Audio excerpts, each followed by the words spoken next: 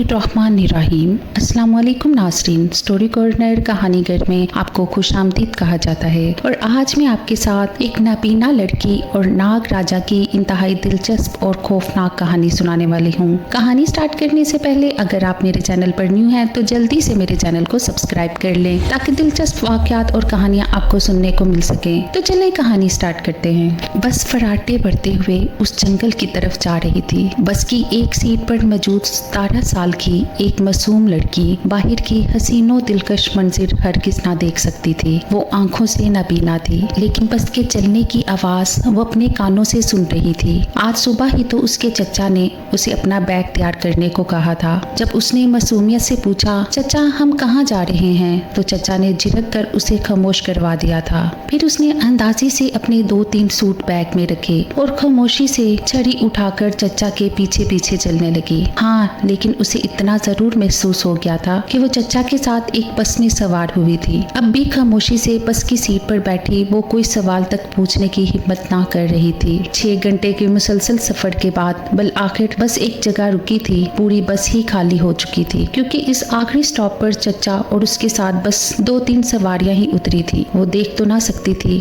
लेकिन महसूस जरूर हो रहा था कि ये एक अनजानी जगह थी जहाँ पर चचा उसे लेकर आया था। पैदल चलते चलते वो बुरी तरह थक गई थी। काफी दूर तक आगे निकल आई। फिर अचानक ही उसे कुछ अजीब महसूस हुआ। चचा के कदमों की चाप उसे अपनी नजदीक महसूस ना हो रही थी। तो क्या वो उसे अकेला छोड़कर चले गए थे? फिर वो जोर जोर से चिल्लाने लगी, चचा आप कहाँ हैं और ये आप मुझे कहाँ ले आए हैं? लेकिन वो होते तो जवाब देते। वो मकरू नियत रखने वाला आदमी इस 17 साला अंधी लड़की को इस खौफनाक और वीरान जंगल में अकेला छोड़कर चला गया था। उस मासूम नबीना लड़की का नाम रिमशा था। किस्मत की स्तम तरफी थी कि एक हादसे में उसकी बिनाई चली गई थी जिसकी वजह से वो हमेशा के लिए आंखों की रोशनी से महरूम हो गई। वह मासूम नन्ही कली शादी के पूरे 7 साल बाद खुशियां फैलाने अपने माँ बाप के आंगन में आई थी। उसके आने से तो उनका सूना घर आबाद हो गया था। अभी वो 4 साल की थी और सही से अपनी माँ बाप की आगोश में पली बड़ी भी ना थी कि एक दिन गाँव जाते हुए उनकी कार का खतरनाक एक्सीडेंट हो गया था। इस हादसे में मौका पर ही रिमशा के माँ बाप वफात पा गए थे लेकिन वो उछल कर दूर जा गिरी थी। उसके सर पर गहरी चोट लगी। बड़ी मुश्किल से डॉक्टरों ने उसकी जान बचाई थी लेकिन जब पूरे 20 दिन के बाद होश में आई तो बेचैनी से इधर उधर देखने लगी। डॉक्टरों को कुछ अजीब सा महसूस हुआ। टेस्ट करवाने पर पता चला कि वो हमेशा के लिए अपनी आंखों की बिनाई खो चुकी है। उसकी दादी का रो रो कर बुरा हाल था। डॉक्टर ने उम्मीद दिलाई थी कि हो सकता है कि कभी न कभी जिंदगी में उसकी बिनाई वापस लौट आए, लेकिन ये सिर्फ एक उम्मीद की बुनियाद पर कहा जा सकता था। यूं दादी ने उसे अपने बेटे की आखिरी निशानी समझकर पालना शुरू कर दिया। वो एक अमीर खानदान से ताल्लुक रखती थी। अपने पूरे खानदान की आधी जायदाद में से अपने बाप के हिस्से की मालिक वो नबीना लड़की थी। उसे रखने के लिए तो हर हाथ आगे बढ़ रहा था लेकिन दादी अपने बेटे के जिगर के टुकड़े को किसी को सौंपने को तैयार ना थी। यूं वो 10 साल तक दादी की मोहब्बत की आगोश में पलती रही लेकिन बिलाखिर उनकी उम्र ने उनसे वफा न की और वो उसे छोड़कर हमेशा के लिए कब्र में जाकर सोई। अब आगे उसकी परवरिश की जिम्मेदारी उसके चचा चाची पर आ गई थी। चचा तो बहुत अच्छी तबीयत के थे लेकिन चची बहुत जालिम थी। उनके पहले से ही 4 बच्चे थे, निहायत शरारती और जिद्दी। वो बच्चे बार बार रिमशा का मजाक बनाते कि वो आंखों से अंधी है, उनकी तरह ना तो टीवी देख सकती है और ना ही दुनिया के हसीन नजारों को। लेकिन रिमशा उनकी बात पर खामोश रहती। वो इन सब चीजों को महसूस कर सकती थी। सुबह सुबह उठकर ही नमाज पढ़ती। इतनी छोटी सी उम्र में दादी ने उसे नमाज का पाबंद कर दिया था। फिर वो बाहर सहन में आकर बैठ जाती। चिड़ियों के शोर को अपने कानों से सुनकर खुश होती। वो सोचती कि उसके मालिक की बनाई हुई ये कुल कायनात किस कदर खूबसूरत होगी। जूं जूं वो जवान होती जा रही थी चचा चची के लिए एक खतरा बन रही थी क्योंकि चची हर पल उसके चचा को एहसास दिलाती कि जैसे ही ये बड़ी होगी तो इस पूरी जायदाद की आधी वारिस कहलाई जाएगी और ये हक उसे कोई नहीं छीन सकता। वो दोनों अब इससे जान छुड़वाना चाहते थे। साथ ही उसे बद्दुआ देती कि काश अपने माँ बाप के साथ उस एक्सीडेंट में मर जाती तो यूं हमारे सर पर खतरे की घंटी तो ना मंडलाती। अब इस अंधी लड़की को हमें आधी जायदाद देनी पड़ेगी। जब तक दादी जिंदा रही उसे पढ़ाने के लिए एक नबीना स्टूडेंट का उस्ताद घर पर ही आता था लेकिन जैसे ही उनका इंतकाल हुआ उसके चचा चची ने उसे आने से मना कर दिया था। ये अपनी मदद आपके तहत वो थोड़ा बहुत खुद ही पढ़ने लगी थी लेकिन जहन उसका बहुत अच्छा था, इसीलिए जो कुछ भी समझकर पढ़ती उसे फौरन ही याद हो जाता था। जब भी उसकी पुप्पो उससे मिलने आई तो उसे याद दहानी ना करवाना बोलती कि वो इस घर और जायदाद की आधी वारिस है। वो नहीं चाहती थी कि उसके मरहूम भाई का हक उसका दूसरा भाई खा जाए, इसीलिए वो अपनी भतीजी के जहन में ये सब बैठाना चाहती थी। उसे दौलत जायदाद से कोई लालच ना थी, लेकिन बस वो चचा चची के रवैयों से खौफ रहती थी, क्योंकि चची उससे बहुत बुरे तरीके से पेश आती, जबकि चचा भी बराए नाम ही बात करता था। उसकी ज़रूरतें क्या हैं या वो किन चीज़ों की मोहताज है, कभी भी किसी ने पलट कर ना पूछा था।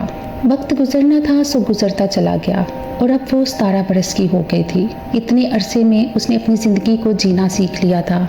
चचा चची तो एक दफ़ा भी उसे डॉक्टर के पास चेकअप वगैरह करवाने के लिए ना लेके जाते थे। हो सकता था कि ठीक होने की कुछ उम्मीद ही बन जाती कि शायद उसकी बीनाई वापस आ जाए, लेकिन अब बहुत अरसा गुजर गया था। उसे उम्मीद ना थी कि वो कभी ज़िंदगी में अपनी आंखों की रोशनी दोबारा पा सकेगी, क्योंकि एक दिन उसकी पुप्पो उसके चचा से अपने बेटे के लिए रिश्ता मांगने आ गई। चची हैरान थी, भला एक अंधी लड़की का रिश्ता 17 बरस की उम्र में कैसे आ सकता है। फिर उसने चचा के कान भरने शुरू कर दिए कि हो ना हो तुम्हारी बहन जायदाद के लालच में अपनी भतीजी को ब्याह कर ले जाना चाहती है। और ये बात हकीकत भी थी। करोड़ों की जायदाद की वो अकलौती वारिस थी, लेकिन उसका चचा इंतहाई ही जालिम और लालची तबीयत का मालिक था। वो किसी कीमत पर भी 1 रुपया उसके नाम करने पर तैयार ना था।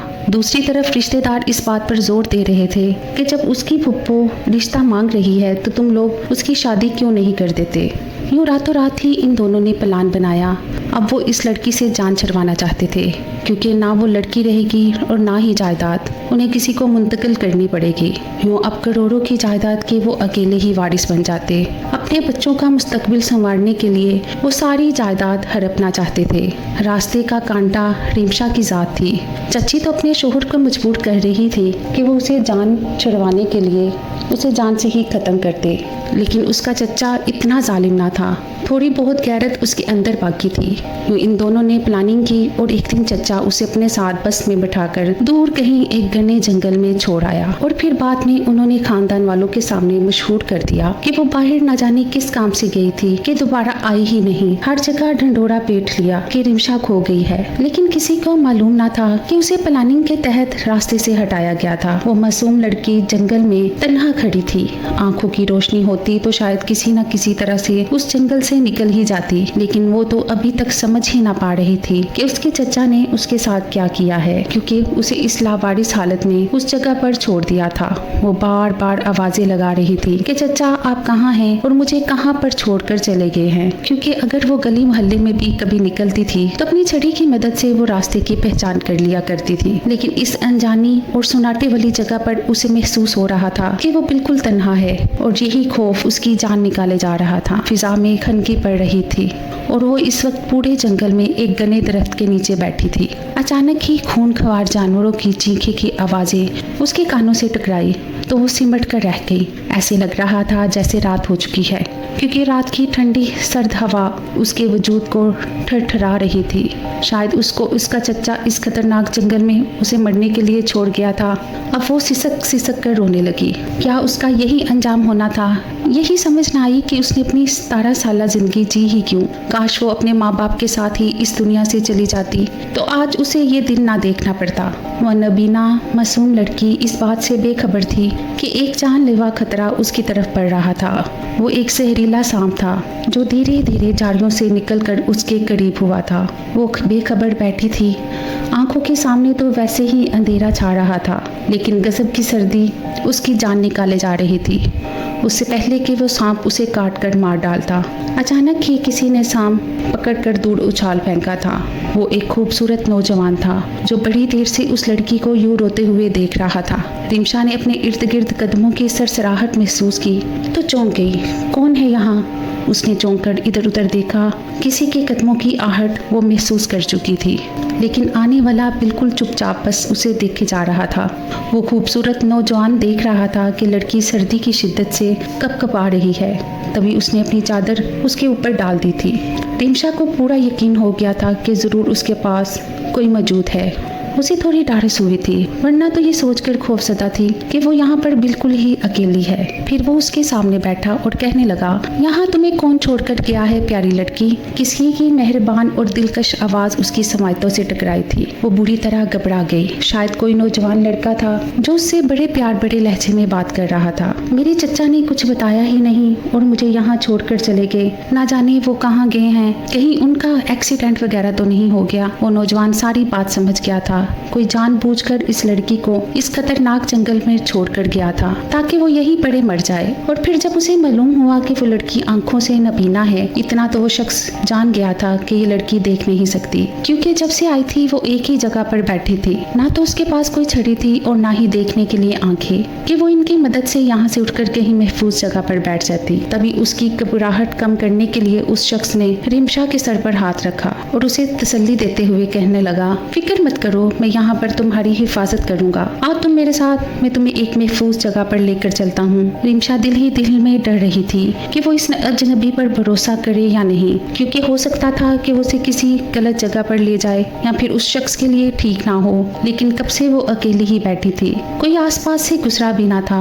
ऐसे में वो उस शख्स का आसरा भी खोना नहीं चाहती थी। अगर वो उसे छोड़कर चला जाता तो फिर वो उस खौफनाक जंगल में अकेली रह जाती। उसे यूं सोचते देखकर वो अजनबी कहने लगा, यहाँ से जाना ही तुम्हारे लिए जरूरी होगा, क्योंकि ये जंगल बहुत खौफनाक और खतरनाक है। यहाँ पर तरह तरह के जंगली जानवर, खूनख्वार दरिंदे रहते हैं जो पल भर में इंसान को चीर फाड़ देते हैं। क्या तुम इनका नवाला बनना चाहती हो?